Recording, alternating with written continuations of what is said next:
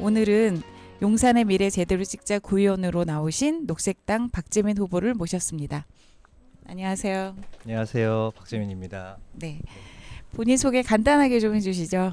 네, 안녕하세요. 박재민입니다. 저는 용산구 다선거구 이천동 한강로동 녹색당 구의원 후보로 지금 열심히 뛰고 있습니다. 감사합니다. 어떻게 정치는 처음이시죠? 정치 아니신가요? 선거 처음 선거 처음입니다. 처음이시고. 네. 저희 간단하게 이력을 소개해드리면 용산 녹색당 운영위원이시고, 그리고 선거제도 개혁연대 운영위원이시고, 태양과 바람 에너지 협동조합의 대의원이시고요. 한살림 서울 북서부 지부의 조합원이시며 책도 쓰셨습니다. 그래서 정치합니다를 올해 발간을 하신 것 같은데요, 맞습니까? 네, 맞습니다. 혹시 지금 하셨던 일 중에 가장 자랑할 만한 활동이 있으면 좀 소개해 주십시오. 네. 그래도 제가 가장 자랑스럽게 생각하는 건 저의 사랑하는 정당 녹색당에서 당직자로 활동했던 시간들을 가장 자랑스럽게 생각하고 있습니다. 네.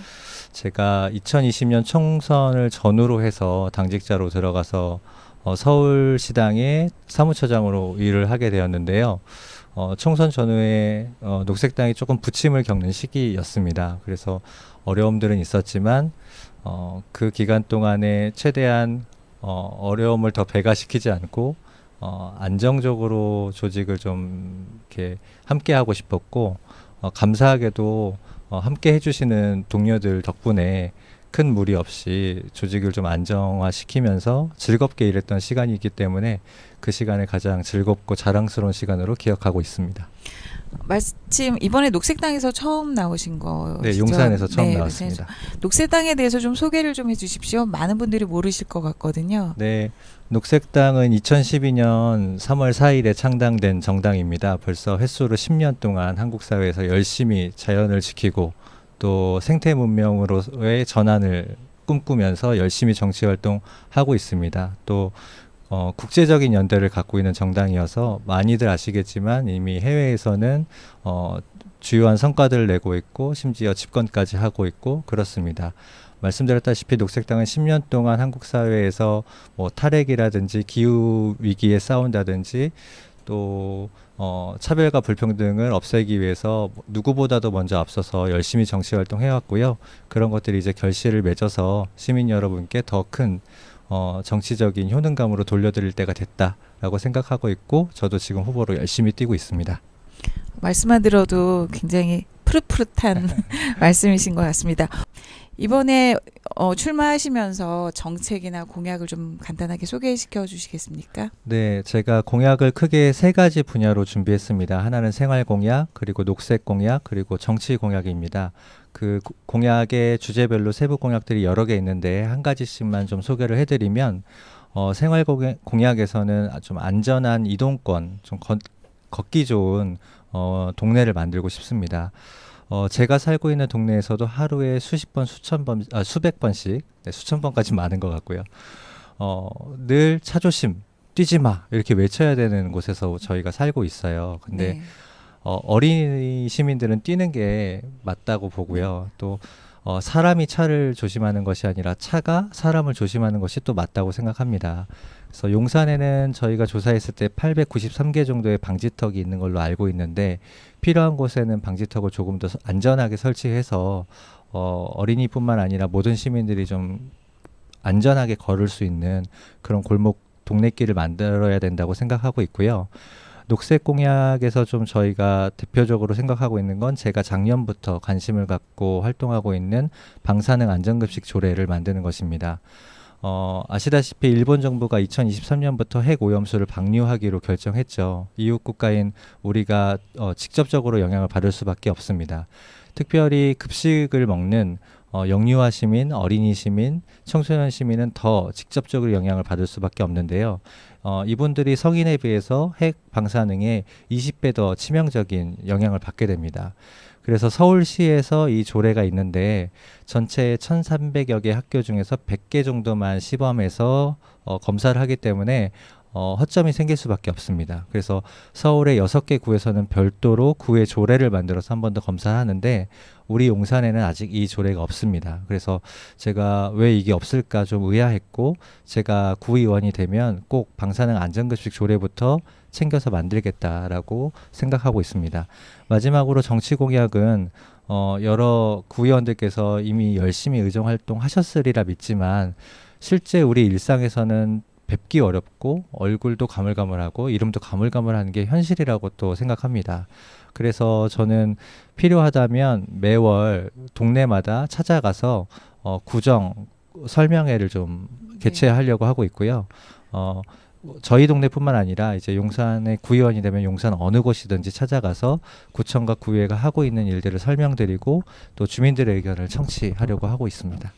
아, 네. 3가지 의견 발표해 주셨는데 듣다 보니 꼭 저희한테 필요하다는 정책인 것 같습니다. 네. 감사합니다.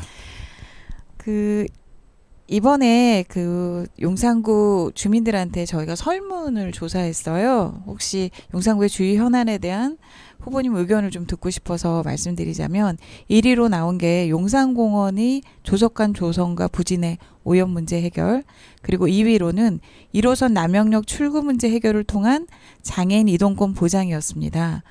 용산공원 부진의 오염 물질은 사실은 녹색당과도 굉장히 연관이 있어 보이는데요. 혹시 이를 촉구하기 위한 다른 방안 같은 게 있으신가요?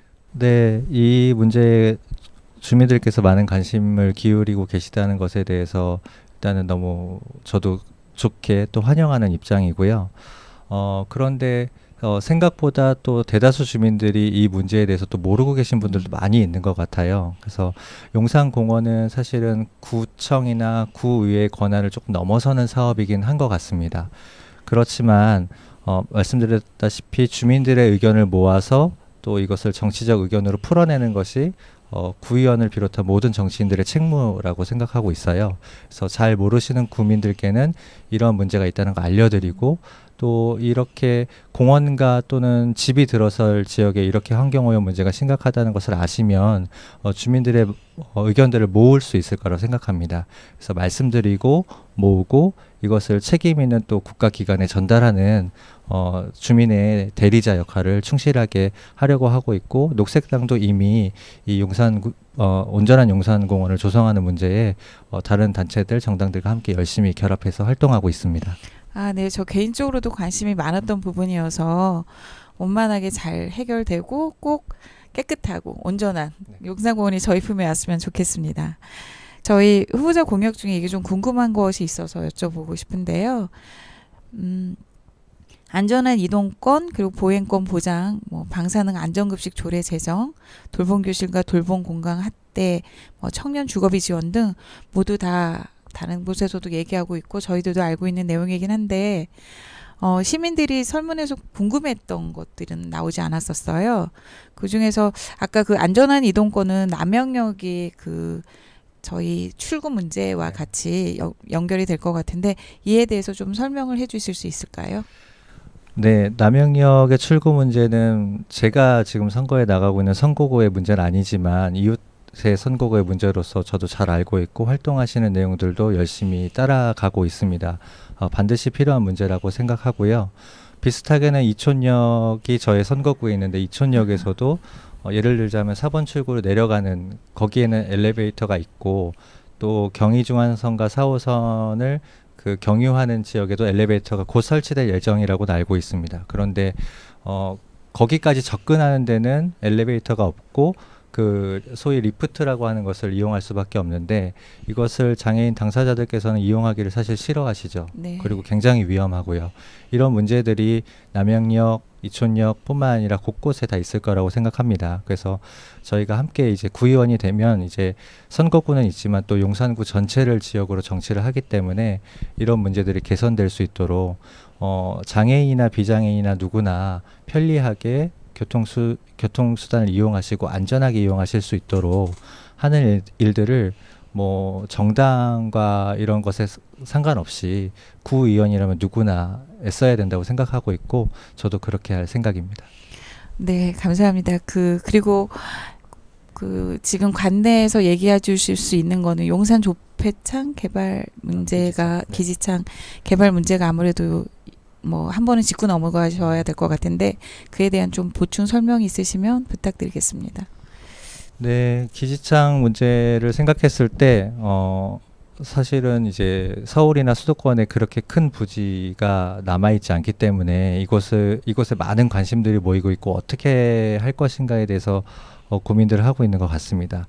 제가 한 가지 생각하는 건 일단은 저희가 그 대선 때 한참 그 이슈가 됐던 네. 대장동 개발 문제 최소한 그렇게 되어서는 안 된다라는 생각을 갖고 있어요. 그래서 특정 사람들이 과대한 이익을 가져가는 그런 것은 좀 지양하는 것이 국민적 공감대가 있는 것이 아닐까, 주민들도 공감하시지 않을까 생각을 하고, 그렇다라면 이전에 보지 못했던 가장 안전하고 가장 생태적이고 가장 이익이 고르게 돌아가도록 개발되면 좋겠다. 라는 생각을 갖고 있습니다. 그래서 이것도 사실은 구 단위의 문제를 좀 벗어나는 문제이기 때문에 저희가 구의원들이 깊게 관여할 수는 없겠지만 역시나 주민들의 이러한 의견들, 가장 안전하고 가장 생태적이고 가장 고르게 이익이 돌아가는 모델로, 최초의 모델로 한번 만들어 보자라는 의견들을 모아서 이것이 주민들의 정치적 의견이라는 것을 전달하고 싶습니다. 네. 박 후보자님의 얘기를 듣다 보니까 정말 그렇게 되면 좋겠다는 생각이 들었습니다. 혹시 방송 소감을 좀 말씀해 주시죠? 제가 작년에 한번 그 행사 때 와서 축사 아닌 축사를 한 적이 있는데 그때 네. 마음 그대로입니다. 용산 지역에 이 마을에 이렇게 미디어가 있다라는 것은 사실 굉장히 보물 같은 일이라고 생각합니다. 우리 용산에 용산 FM이 있어서 너무 다행이라고 생각하고, 제가 처음 그때 와서 인사드린 것 빼고는 공식적으로는 첫 출연인 것 같아요. 그래서 너무 즐겁고 재밌었고, 한편으로는 후보자와 미디어의 관계로 만나다 보니까 사실은 또 떨리기도 하는 그런 시간이었던 것 같은데요. 앞으로도 언제든지 불러주시면 긴장하고 떨리는 마음으로 즐겁게 또 오겠습니다. 너무 즐겁고 또 감사한 시간이었습니다. 네, 마지막으로 저희 주민이 만들어가는 마을 미디어 용산 FM에 혹시 뭐 제안이 되거나 의견이 있으면 말씀해 주시면 좋겠습니다. 네, 그 마을 미디어에 대해서 조금 압니다. 그래서 이제 인근 구에서는 특정 어떤 구의원이 그 마을 미디어가 본인에 대해서 이제 비판적으로 좀 이렇게 했다라는 이유만으로 이제 구정 감사를 할 때 마을 미디어에 대해서 좀 더 철저하게 해서 그때 마을 미디어 하시는 활동가께서 굉장히 어렵다라는 말씀을 해주셨던 게 기억이 나서 안타깝게 좀 기억하고 있습니다.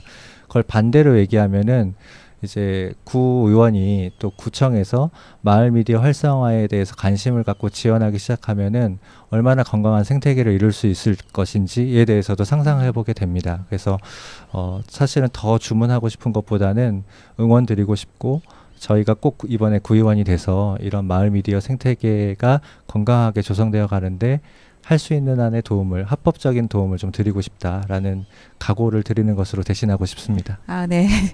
좋은 말씀 너무 감사합니다. 네.